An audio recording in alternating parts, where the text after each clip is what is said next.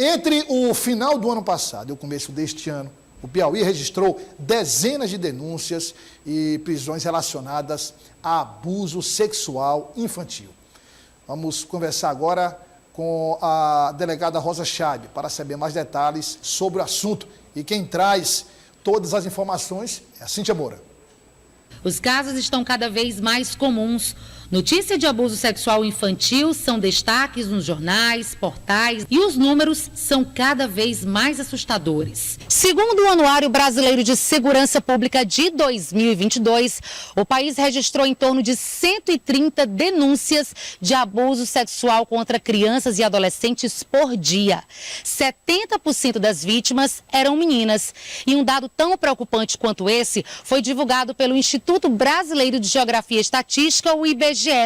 1 em cada 7 adolescentes com idade entre 13 e 15 anos já afirmaram ter sofrido abuso sexual. Vale ressaltar que o ato sexual com crianças menores de 14 anos se configura como estupro de vulnerável, mesmo que haja o consentimento do menor. A partir dos 15 anos, quem comete o ato já responde criminalmente. Em Teresina, os casos de violência contra menores são levados para a Delegacia de Proteção à Criança e ao Adolescente, a DPCA. É importante também deixar dito que a prática de qualquer conjunção carnal ou qualquer ato libidinoso contra um menor de 14 anos, independentemente do consentimento, configura o abuso infantil, mas a maioria dos casos são pessoas bem próximas da criança, que está nos arredores da criança, né? Um frequentador habitual da casa dessa criança ou mesmo um parente. Muitas denúncias vão diretamente aos conselhos tutelares,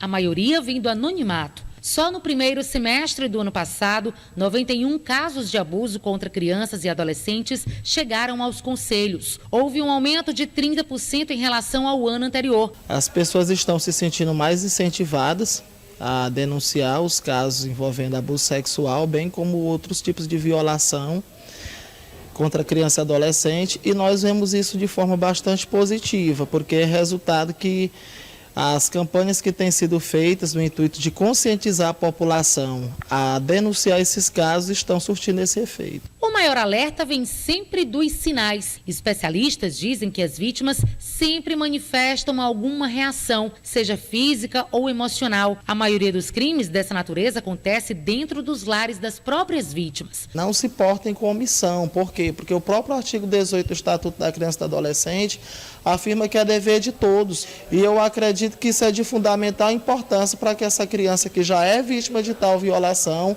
possa superar o trauma decorrente da violação e sentir que está em um ambiente que zela pelo seu desenvolvimento em todos os sentidos.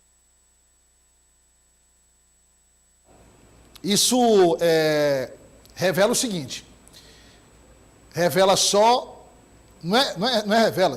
confirma o que a gente diz todos os dias aqui em relação ao perfil dos abusadores de crianças e adolescentes. A maioria, familiares ou pessoas que têm acesso à família. Isso é fato, isso é fato. Às vezes parece um discurso repetitivo, mas não se pode falar em discurso repetitivo se você tem dados sobre essa realidade. Então não existe discurso repetitivo, é a realidade. Agora, eu volto a dizer, os pais, em primeiro lugar, os pais têm uma responsabilidade fundamental. Qual é a responsabilidade? A responsabilidade é você, como pai, observar a mudança comportamental do seu filho. Ninguém melhor do que os pais conhece os filhos. Então, você observar a mudança comportamental no seu filho, comece a investigar. Se o filho é, por exemplo, a filha, é muito extrovertido ou extrovertido, começa a ficar mais recluso, começa a falar menos, a interagir menos, é um sinal. Se já não interage tanto e fica praticamente isolado, é outro sinal. Não é? Marcas, sinais que a pessoa deixa filho ou a filha deixam, notas, algo escrito no caderno, na agenda, no computador, tem sinais. Quem também é fundamental nessa identificação, não é? Porque o abusador, via de regra, ele ameaça a vítima, ameaça a família, vou matar seu pai, vou matar sua mãe, vou matar seu irmão. Daí a vítima fica calada. Mas tem um outro componente. Qual é o outro componente? A escola, Jonas. A escola, por exemplo, os professores convivem quase diariamente com os alunos. Eles conhecem o perfil dos alunos. Se eles passam a notar uma mudança de perfil do aluno, tem que investigar. Caiu o rendimento da escola, o aluno não está mais interagindo, está se escondendo, não se vê mais o aluno no recreio. Então começa a investigar. Chama o psicólogo, a psicóloga, para investigar. Então tem várias formas de se identificar. E o detalhe é, o abuso sexual por si só, ele já é destruidor, em termos psíquicos, da criança. Agora, quanto mais cedo você identificar, melhor. Quando você não tem atenção nenhuma, e tem muito isso hoje, os pais trabalham o dia todo, quando chegam em casa dizem que estão cansados, vão pro WhatsApp, vão fazer outra coisa. Tem que ter tempo para os filhos. Não é? Tem que ter tempo para os filhos. Não é porque o filho tem um bom celular, não é porque o filho tem um bom computador, não é porque o filho tem TV a cabo em casa, tem que ter tempo para os filhos.